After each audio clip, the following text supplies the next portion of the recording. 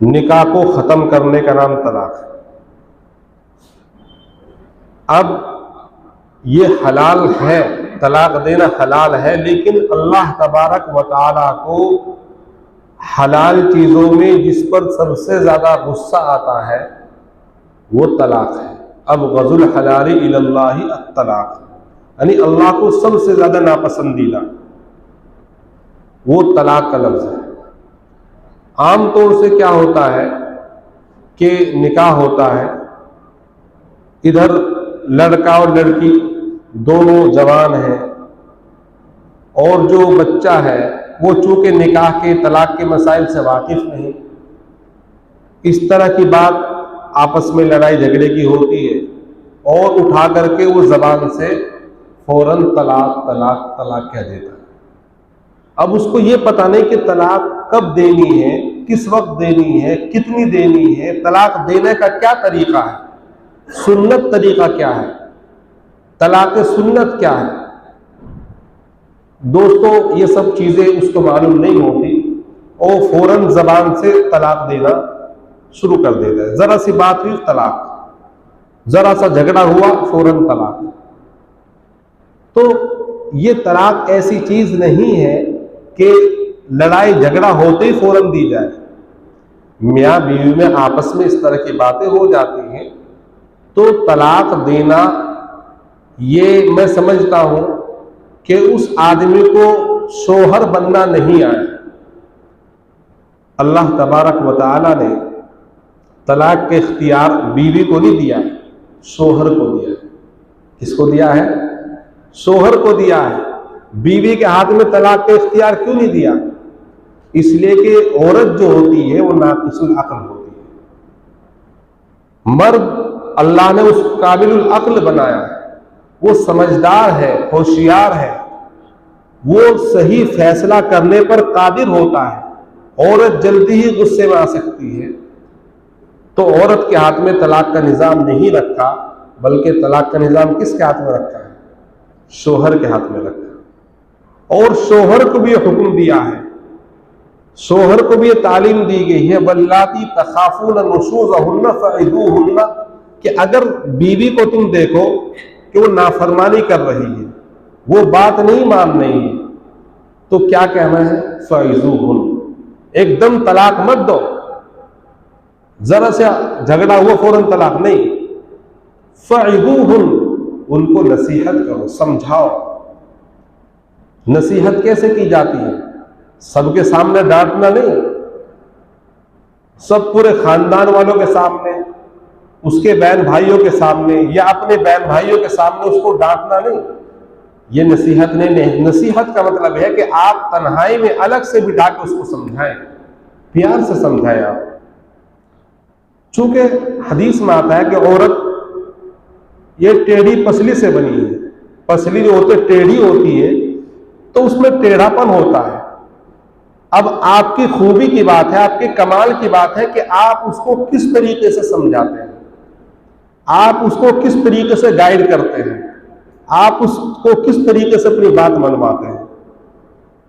आप क्या उसको समझाएं? फ़इज़ूहुन, और वो समझाने से ही बाज नहीं आ रही, नाफरमानी कर रही है, तो फिर है वहजुरुहुन्ना फिल मज़ाज, उसका बिस्तर अलग कर दो, उससे नाराजगी जाहिर करो कि देखो तुमने बात नहीं मानी, अब आइंदा तुम ऐसा करो, अब अलग बिस्तर तुम्हारा है, अलग कमरे में सो जाकर, उसका बिस्तर अलग कर दे। क्यों? ताकि उसको एहसास हो, उसको एहसास हो कि तूने गलती की, अपनी गलती का एहसास उसको दिलाना है।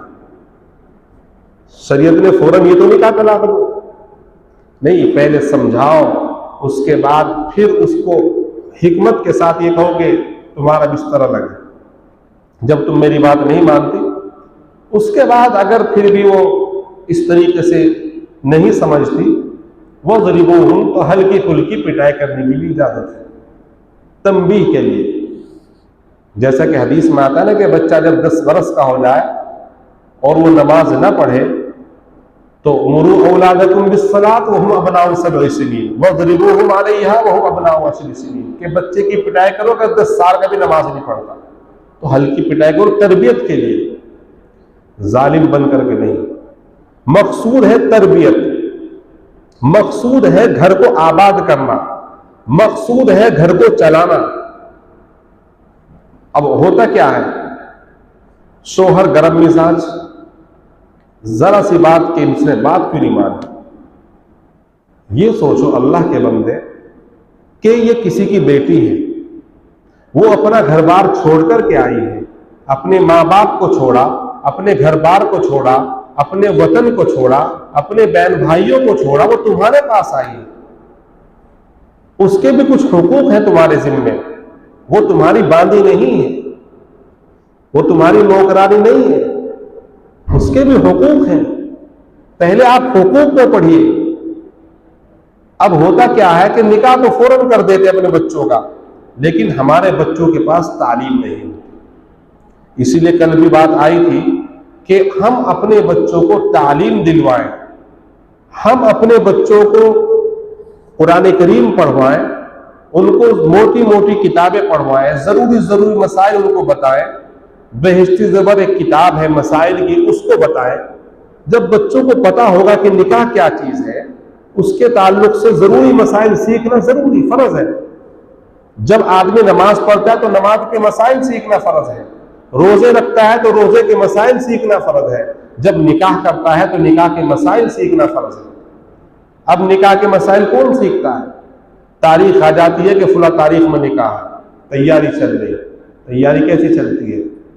हमारे यहाँ तैयारी कैसे चलेगी कि मकान बनना है, कली हो रही है, पुट्टी हो रही है, एसी लग रही है, दरवाजे बैठे हैं, ये निकाह की तैयारी है। निकाह की तैयारी, ये सब मकान सजाना, ये सब तैयारी हम समझते। तैयारी है कि जो शोहर बनने वाला है, इसके अंदर शोहर बनने की सलाहियत पैदा कैसे की जाए, शोहर कैसे उसको बनना चाहिए, क्या उसकी जिम्मेदारी आएगी, उसको जिम्मेदारी बताई जाए। जब एक उस्ताद बनता है तो उसको उस्ताद बनने की ट्रेनिंग दी जाती है। मदरसों के अंदर एक कोर्स कराया जाता है तदरीबुल मुअल्लिमीन के नाम से, कि असातिज़ा को पढ़ाने का तरीका बताया जाता है कि उस्ताद बच्चों को कैसे पढ़ाए।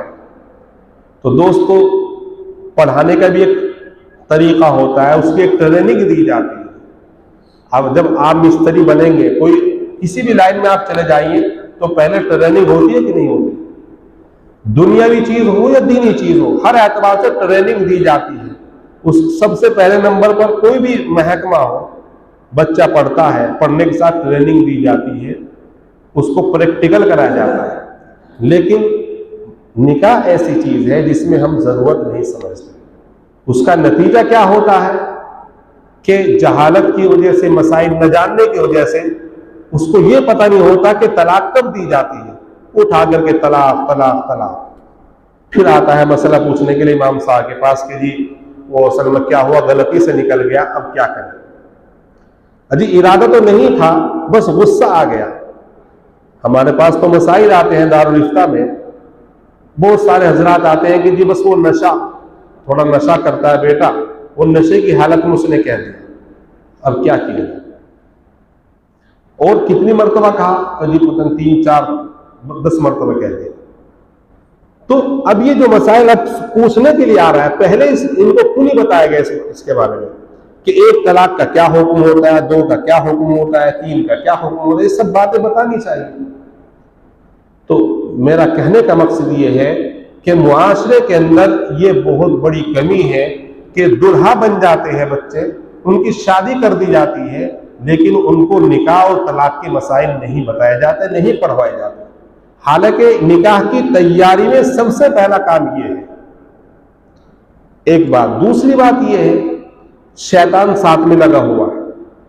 जब तालीम नहीं होती तो फिर क्या होता है, शैतान मियां बीवी में झगड़ा कराता है।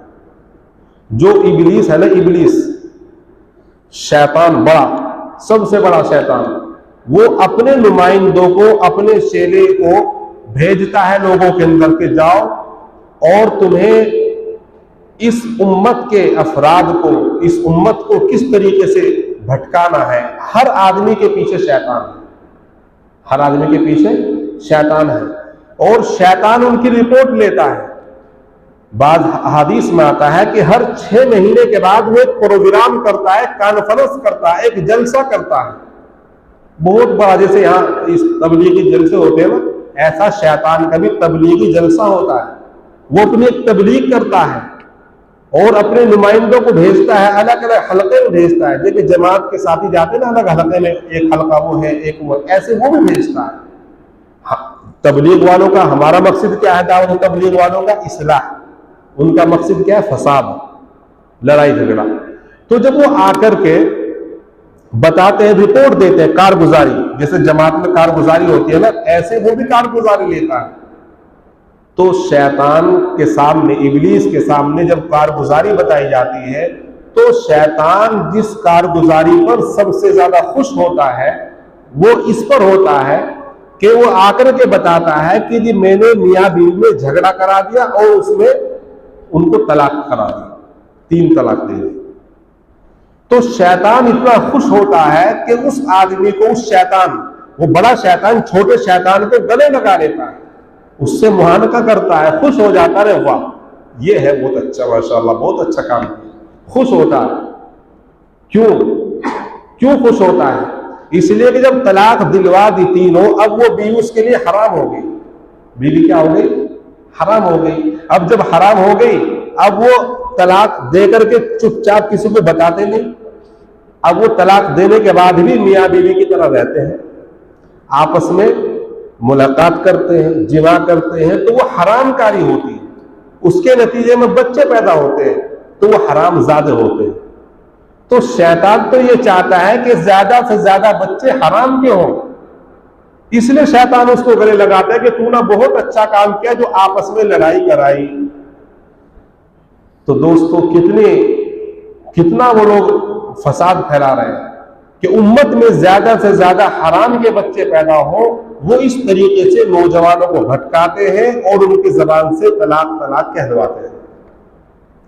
इसलिए जरूरी है कि हम अपने बच्चों को, अभी जिनकी शादी होने वाली है, शादी से पहले हाफिज साहब के पास, मौलाना साहब के पास, मुफ्ती साहब के पास आप थोड़ा सा उनका वक्त लगवाएं, कम से कम 40 दिन, 1 महीना उनके पास लगवाएं, उनको मोटे मोटे मसाइल ताकि मालूम हो जाए, किस तरीके से निज़ाम चलाना है, किस तरह घर चलाना है, किस तरह बीवी के हुकूक है।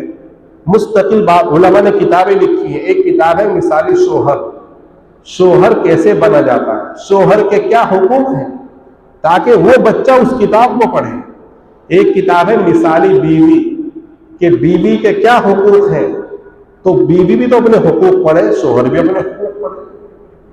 जिस तरह एक किताब है मिसाली माँ, एक किताब है मिसाली बाप, कि माँ के क्या हुकूक है, बाप के क्या हुकूक है, उसके जिम्मे क्या क्या हक है, वो सब उसमें बताए गए हैं। तो जब हम अपने बच्चों को तालीम देंगे, अपने बच्चों को पढ़ाएंगे, कुरान पढ़ाएंगे, हदीस पढ़ाएंगे, सब चीजें पढ़ाएंगे, तो हमारे बच्चों में तालीम आएगी और हमारे बच्चे इस तरह के शैतानी असर से महफूज होंगे। और अगर हम नहीं पढ़ाएंगे तो दोस्तों याद रखो, फिर इसी तरह का माहौल पैदा होगा, हर घर में लड़ाई, हर घर में झगड़ा, मियाँ बीवी में झगड़ा, शोहर बात बात पर झगड़ा करेगा। शोहर ये नहीं देखेगा कि ये गरीब अपने घर छोड़ करके तेरे लिए आई है, तो तुझे उसके साथ कैसे रहना है। वो मस्जिद में आता है, सबके साथ अच्छी तरह बात करता है, अपने दोस्तों से मिलता है, अस्सलाम वालेकुम, क्या हाल है, खैरियत से है, सब बहुत अच्छे तरीके से मिलेगा। और बीवी के पास जाएगा तो एकदम शेर की तरह गरजेगा। हदीस में क्या आता है? हदीस में आया है कि तुम में सबसे अच्छा आदमी वो है जो अपनी बीवी के साथ अच्छा हो, जो अपनी बीवी के साथ अच्छे अखलाक से पेश आए, वो सबसे अच्छा है। इसलिए कि नबी करीम सल्लल्लाहु अलैहि वसल्लम की सुन्नत है। आप सल्लल्लाहु अलैहि वसल्लम अज़वाज मुतहरा के साथ किस तरीके से रहा करते थे, किस तरह उनके साथ जिंदगी गुजारते थे, कितने बेतकल्लुफी के तरीके से उनके साथ हंसी मजाक करते थे। कैसे हंसी मजाक करते थे? अल्लाह के रसूल ऐसे भी वाक़ियात हैं, आप इससे एक अंदाजा लगा दें। एक मोटा सा एक वाक़िया है कि अल्लाह के रसूल सल्लल्लाहु अलैहि वसल्लम ने वजू किया, वजू करने के बाद मस्जिद जाने की तैयारी। एक बीवी फरमाती है कि वजू करने के बाद आप सल्लल्लाहु अलैहि वसल्लम मेरा बोझा ले लिया करते थे। अब बताइए, यानी उसका दिल लगी, यानी प्यार मोहब्बत का इजहार, हर वक्त गुस्सा नहीं, बल्कि उसके साथ प्यार से, मोहब्बत के साथ, शफकत के साथ इस तरह पेश आते थे। ये कब होगा? जब हम ये सब हुकूक पढ़ेंगे। तो बहरहाल ये आज का मौजू था तलाक का, कि तलाक ये ऐसी चीज़ नहीं है कि जिसको बार बार कहा जाए, दिया जाए। इसके मसाइल हैं, इसके अहकाम हैं, इसको सीखने की ज़रूरत है। कोई बात किसी को पेश आए तो वो मालूम करे ज़बानी, और ये बात याद रखें कि तलाक का लफ्ज़ जब दिया जाता है तो अर्श हिल जाता है। अल्लाह को सबसे ज़्यादा गुस्सा तलाक देने पर आता है। तो बिल्कुल लड़ाई झगड़ा अगर हो जाए तब भी तलाक के अल्फाज न कहे जाए। अगर तलाक देना ही है तो उसका तरीका है, शरीयत ने उसका एक तरीका बताया, वो मालूम करे किसी आलिम के पास जाकर के, लेकिन ज़बान से बिल्कुल हरगिज़ ये जुमला ना निकाले।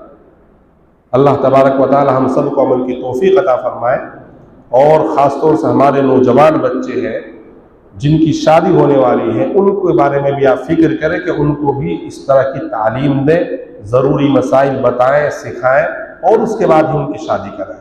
इंशाअल्लाह देखो फिर कैसे मज़े की ज़िंदगी गुजरेगी। और बग़ैर मसाइल सीखे हुए तो फिर ऐसे मसाइल, लड़ाई झगड़े होते हैं।